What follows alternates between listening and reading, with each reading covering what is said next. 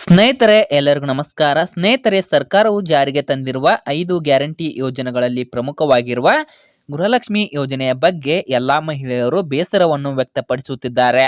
ಯಾಕಂದ್ರೆ 2 ತಿಂಗಳಿನಿಂದ ಗೃಹಲಕ್ಷ್ಮಿ ಯೋಜನೆ ಹಣ ಇನ್ನೂವರೆಗೂ ಮಹಿಳೆಯರ ಖಾತೆಗೆ ಜಮಾ ಆಗಿಲ್ಲ. ಮುಖ್ಯವಾಗಿ ಸರ್ಕಾರವು ಮಹಿಳೆಯರ ಸಬಲೀಕರಣ ಮಾಡುವ ಉದ್ದೇಶದಿಂದಾಗಿ ಗೃಹಲಕ್ಷ್ಮಿ ಯೋಜನೆಯನ್ನು ಜಾರಿಗೆ ತಂದಿದ್ದಾರೆ. ಆದರೆ ಸರ್ಕಾರದವರು ಯಾಕೆ ಹೀಗೆ ಮಾಡುತ್ತಿದ್ದಾರೆ ಅಂತಾನೆ ಅರ್ಥವಾಗುತ್ತಿಲ್ಲ. ಸ್ನೇಹಿತರೆ, ಇದರ ಜೊತೆಗೆ ಮೊನ್ನೆ ನಡೆದಂತಹ ಸಭೆಯಲ್ಲಿ ಎಲ್ಲಾ ಮಹಿಳೆಯರನ್ನು ಉದ್ದೇಶಿಸಿ ಮಾತನಾಡಿದ ಸಚಿವೆ ಲಕ್ಷ್ಮಿ ಹೆಬ್ಬಾಳ್ಕರ್ ಅವರು ಒಂದು ಗುಡ್ ನ್ಯೂಸ್ ಅನ್ನು ಕೂಡ ಕೊಟ್ಟಿದ್ದಾರೆ. ಆ ಗುಡ್ ನ್ಯೂಸ್ ಏನು ಅಂತ ವಿಡಿಯೋದ ಮುಂದ್ಗಡೆ ತಿಳಿಸ್ಕೊಡ್ತಾ ಹೋಗ್ತೀವಿ. ಆದಷ್ಟು ವಿಡಿಯೋನ ಸ್ಕಿಪ್ ಮಾಡದೆ ಕೊನೆವರೆಗೂ ನೋಡಿ. ಹಾಗೂ ಇನ್ನೋರ್ಗೂ ಯಾರು ಪ್ರಶಾಂತ್ ಮೀಡಿಯಾ ಕನ್ನಡ ಚಾನಲ್ ಅನ್ನು ಸಬ್ಸ್ಕ್ರೈಬ್ ಮಾಡದೆ ನೋಡ್ತಿದ್ದಾರಾ ಅಂದ್ರೆ ಈ ಕೂಡಲೇ ಸಬ್ಸ್ಕ್ರೈಬ್ ಮಾಡ್ಕೊಳ್ಳಿ. ಸ್ನೇಹಿತರೆ, ನಿಮ್ಗೆಲ್ಲರಿಗೂ ಗೊತ್ತಿರಬಹುದು, ಕಾಂಗ್ರೆಸ್ ಸರ್ಕಾರವು ಮಹಿಳೆಯರ ಸಬಲೀಕರಣಕ್ಕಾಗಿ ಈ ಗೃಹಲಕ್ಷ್ಮಿ ಯೋಜನೆಯನ್ನು ಜಾರಿಗೆ ತಂದಿದೆ. ಆದರೆ ಲೋಕಸಭಾ ಚುನಾವಣೆ ನಡೆಯುವವರೆಗೂ ಪ್ರತಿ ತಿಂಗಳು ಎಲ್ಲಾ ಮಹಿಳೆಯರ ಖಾತೆಗೆ 2,000 ರೂಪಾಯಿ ಹಣ ಬಂದು ಜಮಾ ಆಗಿದೆ. ಆದರೆ ಚುನಾವಣೆ ಮುಗಿದು 2 ತಿಂಗಳಾದರೂ ಕೂಡ ಇನ್ನೂವರೆಗೂ ಯಾವ ಮಹಿಳೆಯರ ಖಾತೆಗೆ ಕೂಡ ಗೃಹಲಕ್ಷ್ಮಿ ಯೋಜನೆ 11 ಮತ್ತು 12ನೇ ಕಂತಿನ ಹಣ ಜಮಾ ಆಗಿಲ್ಲ. ಇದರಿಂದಾಗಿ ಎಲ್ಲಾ ಮಹಿಳೆಯರು ಗೃಹಲಕ್ಷ್ಮಿ ಯೋಜನೆಯ ಮೇಲೆ ಬೇಸರವನ್ನು ವ್ಯಕ್ತಪಡಿಸುತ್ತಿದ್ದಾರೆ. ಎಲ್ಲಾ ಮಹಿಳೆಯರು ಇನ್ನೂ ಗೃಹಲಕ್ಷ್ಮಿ ಯೋಜನೆ ಹಣ ಯಾವಾಗ ಬರುತ್ತೋ ಅಂತ ಸರ್ಕಾರವನ್ನು ಪ್ರಶ್ನೆ ಮಾಡುತ್ತಿದ್ದಾರೆ.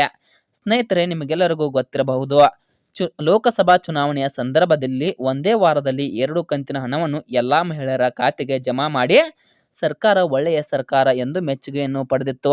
ಆದರೆ ಚುನಾವಣೆ ಮುಗಿದ ನಂತರ ಏನಾಯ್ತೋ ಗೊತ್ತಿಲ್ಲ. ಲೋಕಸಭಾ ಚುನಾವಣೆಯಲ್ಲಿ ಬಿಜೆಪಿ ಸರ್ಕಾರ ಮೇಲುಗೈಯನ್ನು ಸಾಧಿಸಿತ್ತು.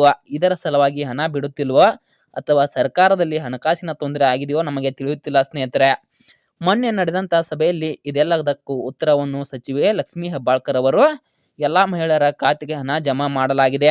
ಆದರೆ ತಾಂತ್ರಿಕ ದೋಷದಿಂದಾಗಿ ಹಣ ಜಮಾ ಆಗದೇ ಇರಬಹುದು.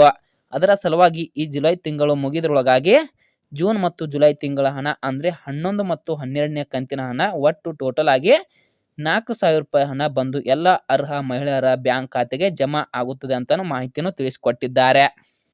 ಸ್ನೇಹಿತರೆ, ಈ ಮಾಹಿತಿ ನಿಮಗೆ ಇಷ್ಟವಾಗಿದ್ದರೆ ಈ ವಿಡಿಯೋಗೊಂದು ಲೈಕ್ ಮಾಡಿ. ಇಂತಹ ಮತ್ತಷ್ಟು ಅಪ್ಡೇಟ್ಗಳಿಗಾಗಿ ದಯವಿಟ್ಟು ಪ್ರಶಾಂತ್ ಮೀಡಿಯಾ ಕನ್ನಡ ಚಾನಲನ್ನು ಸಬ್ಸ್ಕ್ರೈಬ್ ಮಾಡ್ಕೊಂಡು ಸಪೋರ್ಟ್ ಮಾಡಿ. ಲೈಕ್ ಮಾಡಿ, ಕಮೆಂಟ್ ಮಾಡಿ, ಹಾಗೆ ಶೇರ್ ಮಾಡಿ. ಮತ್ತೆ ಮುಂದಿನ ವಿಡಿಯೋದಲ್ಲಿ ಸಿಗೋಣ. ಅಲ್ಲಿಯವರೆಗೂ ಎಲ್ಲರಿಗೂ ಧನ್ಯವಾದಗಳು.